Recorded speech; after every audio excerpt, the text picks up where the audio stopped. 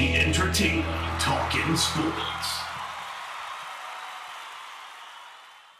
What is going on, football fans? Back at it with another New York Giants video as news has just dropped with the New York Giants set to play the Philadelphia Eagles in just 5 short days, a game that means nothing to us in terms of the playoffs, but everything for the playoffs for the Philadelphia Eagles, our arch rivals. And of course, there's going to be a lot of Giants fans that want us to go out there and continue to lose so we get Chase Young. In a game such as this, there is no way in hell I can do that. You have a chance to theoretically end the season of your biggest rival. Now, if we lose the game, I'll recognize, okay, well, we got that much closer to potentially getting Chase Young. But in the moment, in the game, there is no way I can do that. And now, big news just came out that Daniel Jones is in some kind of brace on his leg. He has a high ankle sprain that he sustained against the Green Bay Packers. And I'll show you the exact play in which it happened. And Eli Manning is set to start. Now, I know there may be some backlash. I saw a couple of YouTubers in the Giants community who I very much respect in Bad Dog and Fist Vegas, and they said they don't want Eli Manning to start. Now, I don't know if that was, pertaining to for performance or injury. We'll see. We'll see what they have to say. But me, Eli Manning's the backup. Eli Manning plays, and I'm excited to get to see him play one last time. I love Eli Manning, and who knows? He may finish the season. Who knows how serious this injury is. We all know Daniel Jones is the quarterback going forward. This should have no bearing on that for next year. Eli Manning is not signed with the New York Giants through next year. They benched Eli Manning after 2 games, basically telling us that they felt that Daniel Jones gave them a better chance to win, a rookie quarterback with no experience. The Giants are moving on from Eli Manning at the end of the year. We all know that. This will not change that.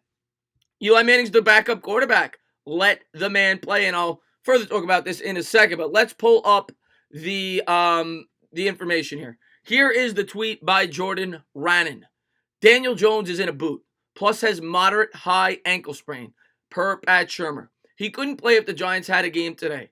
Shurmur compared it to what Saquon Barkley had, slightly less severe. Barkley missed 3 games, so get ready for the return of Eli Manning on Monday versus the Eagles.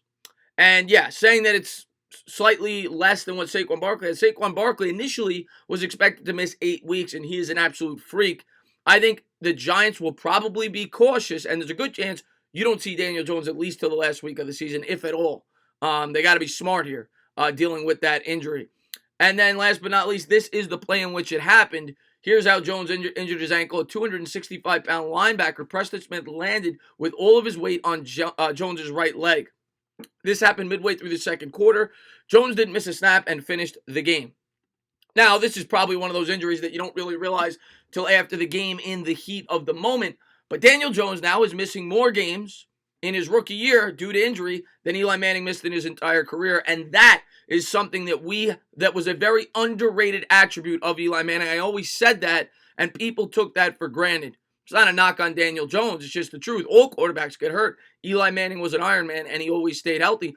Part of the reason for that was that he was a pocket quarterback, which is why I always prefer pocket quarterbacks to guys that are mobile. Everybody calls for the RPO. Everybody calls for a guy that can move out of the pocket. Well, when you have quarterbacks like that, yes, they certainly extend plays, and sometimes it leads to huge touchdowns or, a huge conversion that may not have happened had you had a guy that has to stand tall in the pocket because he lacks mobility, but it also leads to a lot more injuries.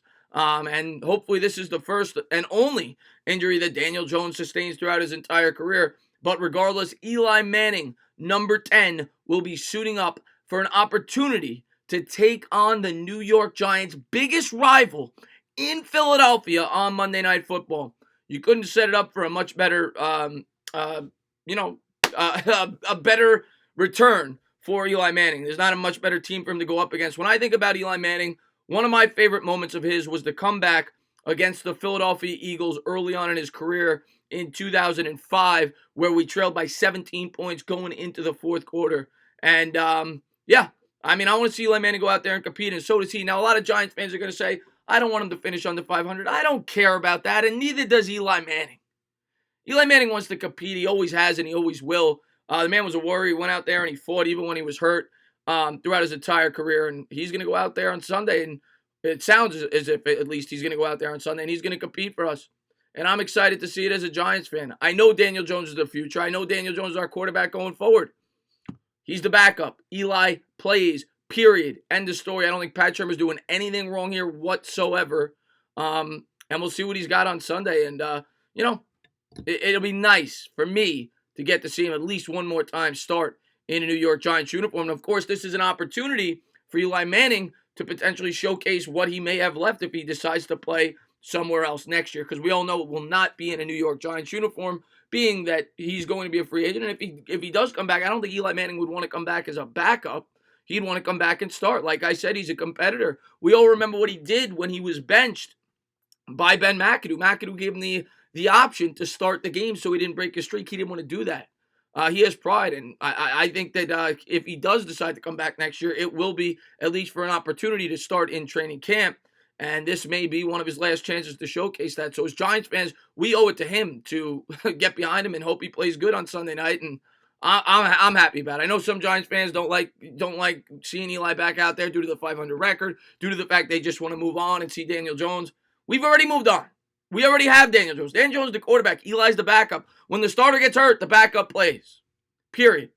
As always, if you liked what you watched, please subscribe, drop a comment, maybe give me a little thumbs up.